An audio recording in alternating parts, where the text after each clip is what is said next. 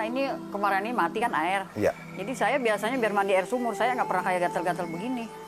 Makanya saya bingung. Ini yang masih belum ya? Iya nih, ini belum nih, masih gatal-gatal. Tergantung pada siklus air atau siklus hidrologi yang direncanakan bisa satu daerah menjadi lebih kering.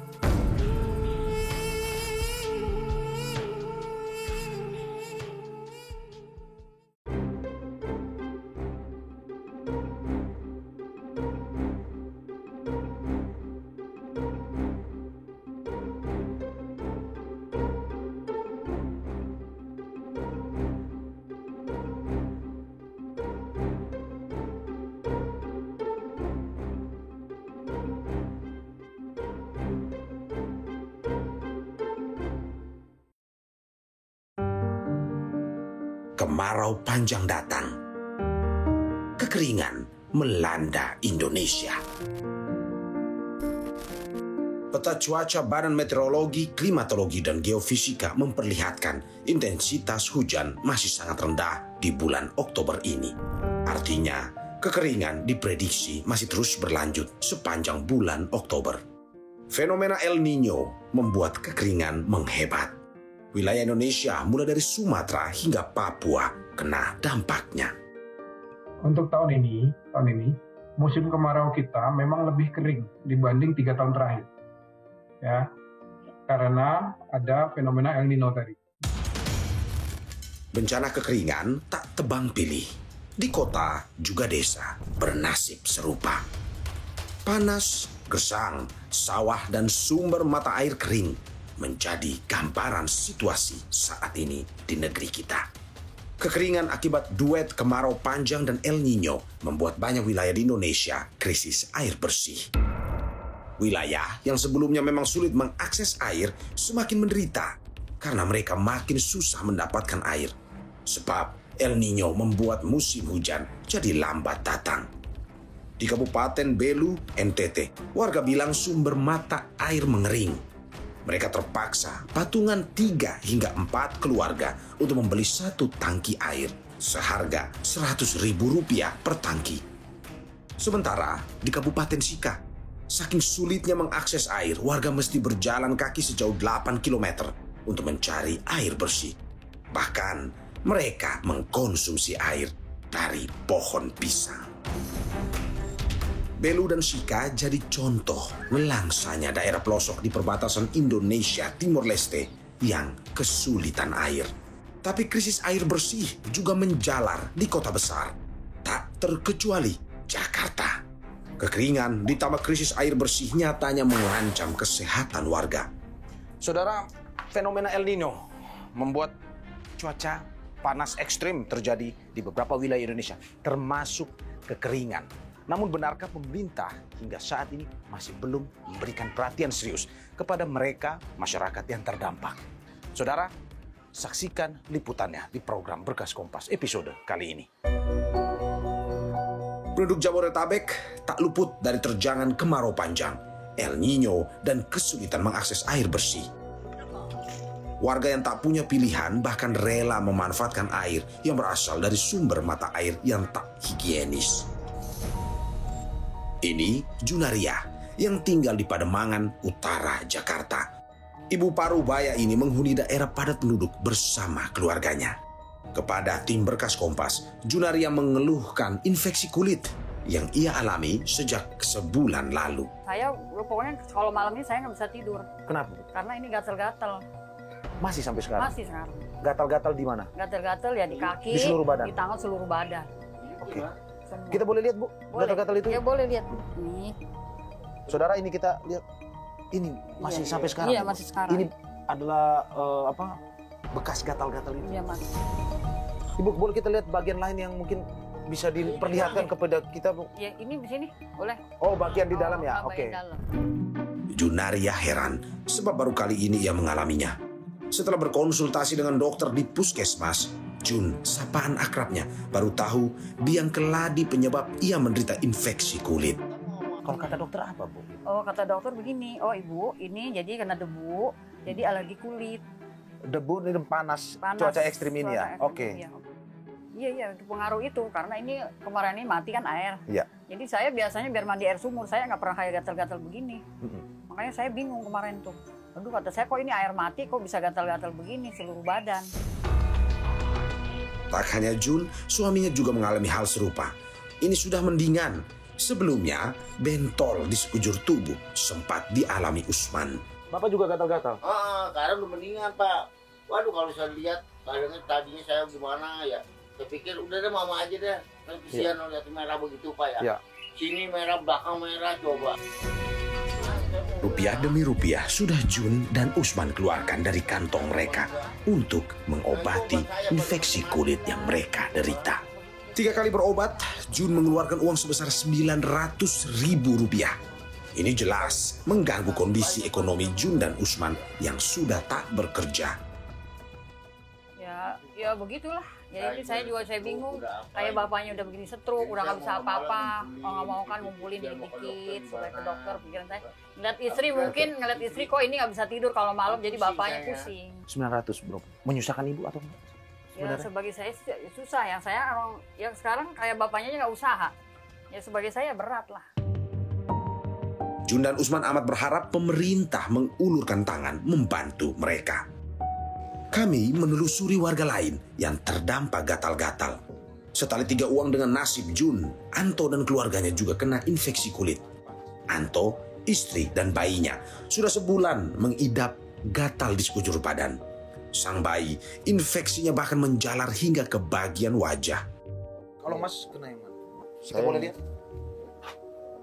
Oh, saudara Anda bisa lihat ini. Bintik-bintik ini tanda ya. Ini agak mending nih, sekarang Bercak-bercak udah ini ya. ada agak mau sembuh Ini sih. kemarin kering. bercak yang gatal-gatal kemarin? Iya. Ini yang masih belum ya? Iya nih, ini belum nih, masih gatal-gatal. Krisis air bersih membuat sanitasi menjadi buruk. Sehingga penyakit-penyakit mendatangi warga. Sebab air yang dipakai keluarga Junaria, keluarga Anto, dan warga lain berasal dari sumber yang sama, tidak bersih. Oh, ini sumurnya Ibu ya? Nah, ini sumurnya Pak. Oke. Hmm. Wah, saudara, mungkin jika Anda bisa melihat bahwa ini airnya keruh nih Bu ya? Iya keruh. Ya ini pokoknya selama ya ini yang mati air ini. Bu, saya boleh nimba? Oh boleh. Bu, kalau kita lihat Oh iya. agak keruh ya Bu ya? Ya agak keruh air mah ini ada bau dikit. Ya itu masalahnya. Oh iya saudara, ini. Iya bau kan. Keruh airnya. Saudara, Anda bisa melihat ini digunakan untuk apa saja Bu air ini? Ya dia cuci piring. Ya apa saja tuh digunakan. Mandi, minum? Kalau minum enggak. Minum tidak ada yang berani Tidak ada. ya Bu ya? Tidak ada yang berani kalau minum. Tim Berkas Kompas juga menanyakan pada anak-anak yang terdampak sanitasi buruk, terutama sepanjang musim kemarau panjang tahun ini menerjang. Ya di sini sih ya banyak Pak. Oh. Kalau mandi gatel sama. Pada gatel.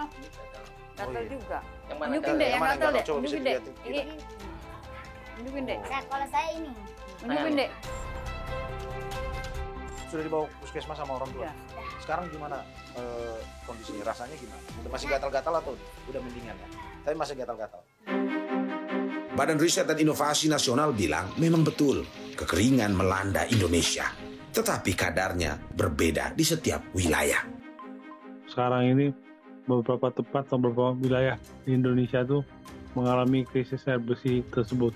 Iya, jadi memang itu karena tergantung pada siklus air atau siklus hidrologi yang direncanakan bisa suatu daerah menjadi lebih kering dari apa yang direncanakan. Penyakit karena krisis air bersih bukan cuma infeksi kulit saja. Di Semarang, Jawa Tengah, nyaris 9.000 warga tercatat mengalami diare. Kalau ternyata sumber air yang masih tersedia ini ternyata juga mengandung mikroorganisme yang di atas nilai ambang batas,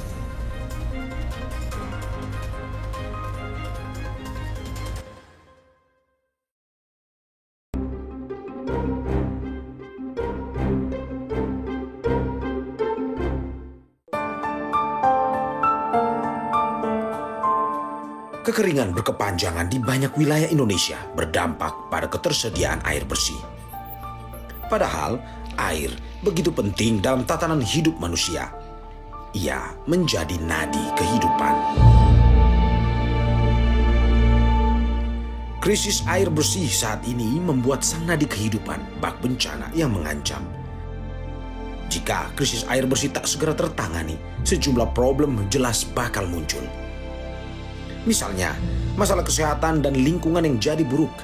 Krisis air bersih sangat mengganggu bisnis di sektor agrikultur dan konsumsi. Belum lagi bencana kelaparan, kualitas hidup manusia pun menurun. Kombinasi kekeringan dan krisis air bersih memengaruhi kesehatan masyarakat. Tim Berkas Kompas mengambil sampel di Provinsi Jawa Tengah bagaimana kekeringan dan kurangnya pasokan air bersih mengancam hidup masyarakat. Krisis air bersih melanda 850 desa yang tersebar di 35 kabupaten kota di Jawa Tengah. Pertanggal 15 September 2023, BPBD Jawa Tengah menyuplai lebih dari 33 juta liter air agar masyarakat bisa mengakses air bersih. Tapi kelihatannya belum semua warga bisa mengaksesnya. Mentari terik bersinar di Desa Gares, perbatasan Gunung Pati, Semarang, Boja. Suhu 37 derajat Celcius di musim kemarau panjang ekstrim membuat benih padi yang ditanam terancam gagal panen. Sistem gilir air tersendat membuat sawah mengering dan retak-retak. Petani jadi salah satu profesi yang paling terimbas. Ya, kalau nggak ketututan air lagi ngelepnya nih ya bisa mati ya. Rugi berarti Pak? Iya rugi. Rokani ingin sekali hujan datang supaya sawahnya tak tandus dan tak lagi bergantung pada irigasi bergilir. Untuk bisa bertahan hidup kala kemarau panjang, Rokani serabutan. Asal bisa terus melanjutkan hidupnya. Ayo nanam-nanam apa? Buah-buahan. Buah-buahan terus saat itu? Nek koyo yang dulu-dulu nih tegang pohon barang itu sajal-sajal nanam pokat barang nonton itu ya. Nggih pokat sing. Pokat selain pokat tanaman iki jagung sing ngono nonton itu iki. Seperti Jakarta, kota Semarang juga tak luput dari kekeringan yang membuat stok air bersih berkurang drastis. Akibatnya, problem kesehatan muncul menghantui warga. Bulan Juli 2023 lalu, lebih dari 21.000 warga Semarang kena diare. Di Puskesmas Pandanaran, Rentang, bulan Juli hingga Oktober 2023 terjadi lonjakan kasus diare mencapai 226 kasus. Kepala Puskesmas Pandanaran bilang tingginya kasus diare akibat buruknya kesehatan lingkungan. Kalau kasus diare yang bisa ditangani di puskesmas, diare ringan atau sedang tetap diterapi oleh puskesmas. Untuk kasus anak, penggunaan zinc dan oralit itu memang diutamakan. Selain nanti edukasi tentang kebersihan diri. Ya. Kalau untuk yang kasus berat, memang dirujuk ke rumah sakit. Dimas Listi mengaku tersiksa karena diare mengganggu pekerjaan dan kesehariannya. Tim Berkas Kompas bertemu Dimas saat dia mengecek kesehatan di puskesmas. Sudahlah diare marak lantaran krisis air bersih, Dimas mengonsumsi hidangan pedas. Ini membuat warga Jalan Kebon Rejo Tengah, Semarang bolak-balik toilet. Supaya tak kena dehidrasi berat, pria 27 tahun ini berobat. Perutnya mules, sering ke kamar mandi, bolak-balik kamar mandi. Izin dari pabrik, izin periksa di puskesmas. Akibat kekeringan dan krisis air bersih, ISPA dan diare jadi penyakit yang mendominasi. Kadinkes Kota Semarang mengatakan salah satu sebab melonjaknya diare adalah karena sumber air tercemar mikroorganisme di atas ambang batas. Kalau ternyata sumber air yang masih tersedia ini ternyata juga mengandung mikroorganisme yang di atas nilai ambang batas, ya pastinya akan mengakibatkan diare, tipes, dan lain sebagainya. Diare juga yang ditakutkan pastinya adalah dehidrasi berat. Maka orang-orang yang mempunyai penyakit-penyakit penyerta seperti kencing manis, darah tinggi, ini juga harus kita waspadai. Resiko nanti dia akan berlanjut ke kegawatan diabetes seperti ketoasidosis diabetika dan lain sebagainya.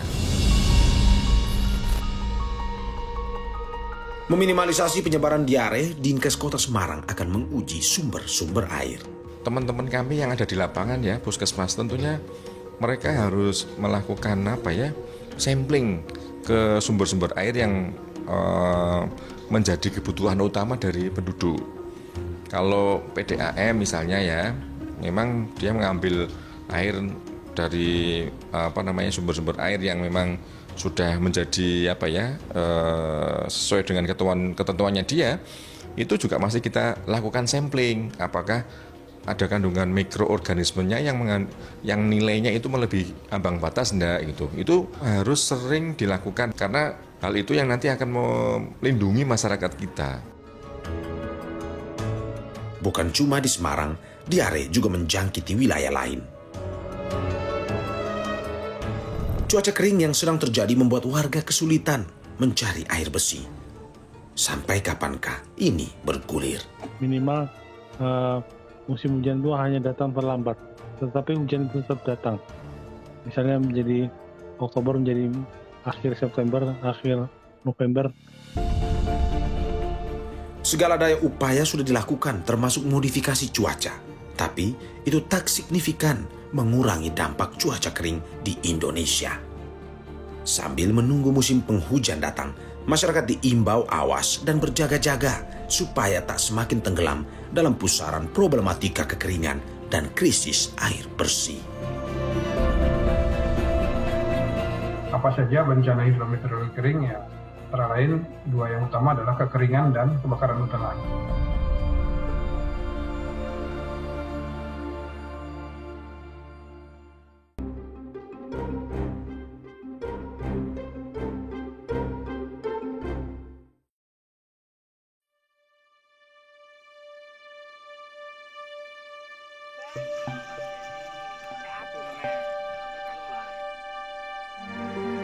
Kekeringan, krisis air bersih, dan problem kesehatan begitu mencekik masyarakat. Pemerintah dan sejumlah instansi memang sudah terjun membantu jutaan liter air kalau warga menanti datangnya hujan. Tapi, sampai berapa lama masyarakat mesti menunggu agar terbebas dari paceklik kekeringan ini? BMKG bilang hadirnya fenomena El Nino, si penyebab durasi kemarau jadi lebih panjang, kini sulit diprediksi. 2020, 2021, dan 2022 itu 3 tahun berturut-turut kita La Nina. Artinya setiap tahun terjadi, gitu ya. Normalnya adalah setelah La Nina adalah terjadi El Nino, gitu ya. Kita terakhir mengalami El Nino 2019, ya. 2019 El Nino, 2015 juga El Nino, ya. Jadi saat ini bisa kita katakan sudah tidak bisa didefinisikan lagi gitu loh, sekian tahun berulangnya. Itu buktinya La Nina triple dip kita bilangnya ya, 3 kali 3 tahun berturut-turut La Nina terus, dan terakhir 2019 El Nino, sekarang 2023 El Nino.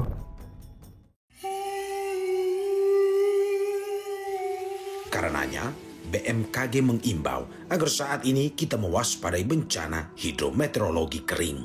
Apa saja bencana hidrometeorologi kering ya? Antara lain, 2 yang utama adalah kekeringan dan kebakaran hutan lahan. Ya. Kekeringan tentu dampaknya adalah krisis air ya. Kan nanti ujungnya juga bisa krisis pangan gitu ya. Dan juga karhutla. Karhutla ini yang juga perlu kita antisipasi selama periode musim kemarau ini.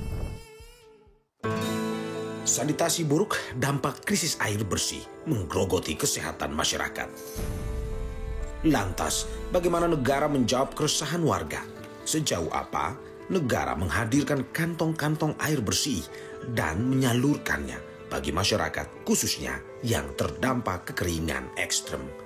Karena tidak ada hujan sehingga di beberapa tempat, beberapa titik memang tidak tersedia air atau tidak ada air. Nah, itu disuplai dengan menggunakan tangki-tangki truk air dan juga water tank yang ada menyuplai air di beberapa lokasi.